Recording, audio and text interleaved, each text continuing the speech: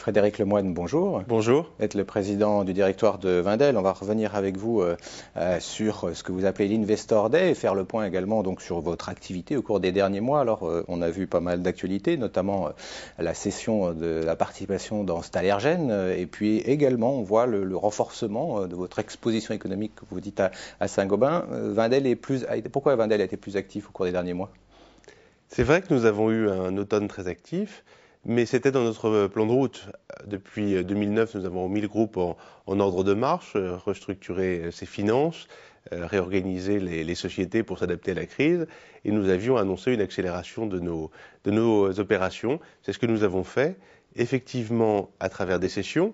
La cession de Stalergen, la cession de 5,5% de titres Legrand, mais aussi des opérations financières comme l'émission d'une obligation 2016 qui nous a permis de rembourser une dette bancaire à plus brève échéance.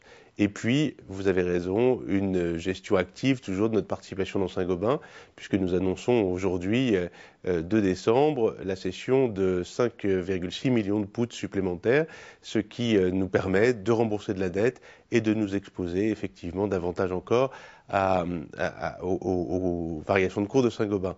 C'est vrai que nous avons beaucoup soutenu la stratégie de Saint-Gobain. Nous avons une grande confiance dans les objectifs à horizon 2015 qui ont été annoncés par Pierre-André de Chalendar, et c'est cette confiance que nous traduisons ainsi. Alors, dans les chiffres, ce que pour vous est important, c'est notamment l'actif net réévalué qui donc se situe à 85,7 € en progression sensible, on pourrait dire, plus de 36%. Qu'est-ce qui, justement, il y a dans cette croissance de l'AEDR derrière? C'est vrai que plus 36% en 3 mois, ça paraît beaucoup, c'est beaucoup. Il y a une part qui est liée aux évolutions des marchés boursiers, puisque nos titres cotés sont valorisés à leur valeur de marché, et que les titres non cotés sont, eux, valorisés en utilisant les multiples des comparables.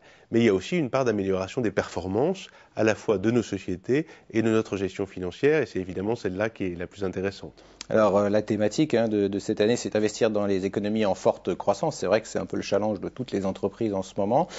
Comment vous allez justement capter cette croissance dans les marchés émergents? Eh bien, toutes nos sociétés ont comme feuille de route d'accroître leur présence dans les pays qu'on appelle maintenant à forte croissance, parce qu'ils sont tellement émergents qu'ils en deviennent submergents, et nous le faisons par de l'innovation produit, par des accords commerciaux, par des acquisitions. Il y en a eu plusieurs importantes chez Bureau Veritas, chez Legrand, chez Materis cette année, et nous le faisons aussi par de nouveaux investissements industriels. Saint-Gobain a ainsi renoué avec des investissements de capacité importants au Brésil dans le verre, en Chine, en Inde, en Corée dans le photovoltaïque. Donc c'est l'ensemble de ces actions qui nous permettent d'accroître régulièrement la part que les pays à forte croissance représentent dans notre activité. 26% aujourd'hui, c'était 22% l'an dernier, et nous espérons rapidement atteindre un tiers. On parlait des arbitrages et de l'activité intense de Wendel au cours du dernier trimestre. Est-ce que de l'autre côté, on va dire du côté des acquisitions possibles, il y a plusieurs mois ensemble, on parlait d'opportunités de croissance sur notamment des sociétés de moyenne taille. Est-ce que le groupe réfléchit toujours et peut saisir les opportunités dans les prochains mois? Bien sûr, c'est notre métier. Nous sommes des investisseurs qui développons dans le long terme les entreprises dans lesquelles nous investissons avant, un jour, lorsqu'il y a un intérêt à la fois industriel et financier, de les céder. Donc oui, nous faisons beaucoup d'investigations, nous avons regardé de très nombreux dossiers, nous avons les capacités financières pour le faire, et le temps viendra où nous investirons. Nous avons repris progressivement des cessions, nous reprendrons progressivement les investissements. Ce que je voudrais dire, c'est que notre stratégie continue de se développer selon 5 leviers de création de valeur. Le premier, c'est la performance de nos sociétés. Celle-ci s'améliore, la croissance est revenue partout et les résultats s'améliorent aussi. Le deuxième, c'est la création de valeur dans nos sociétés non cotées spécifiquement, parce qu'il y a là un formidable gisement. Elles sont valorisées aujourd'hui à 780 millions d'euros, c'est beaucoup plus qu'il y a un an, et nous avons confirmé notre objectif que cette valeur soit autour de 2 milliards, entre 1,5 milliard et 2,5 milliards à la fin 2013.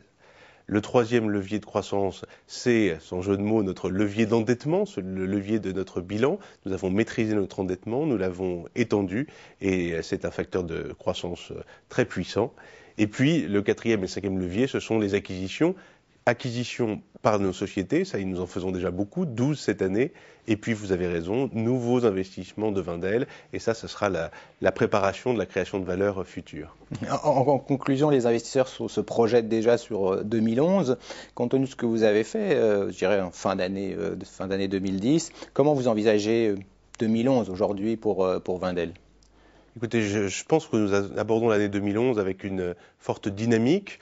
Nous avons accéléré, nous avons près de 2 milliards de cash qui nous permettent de regarder les choses avec sérénité.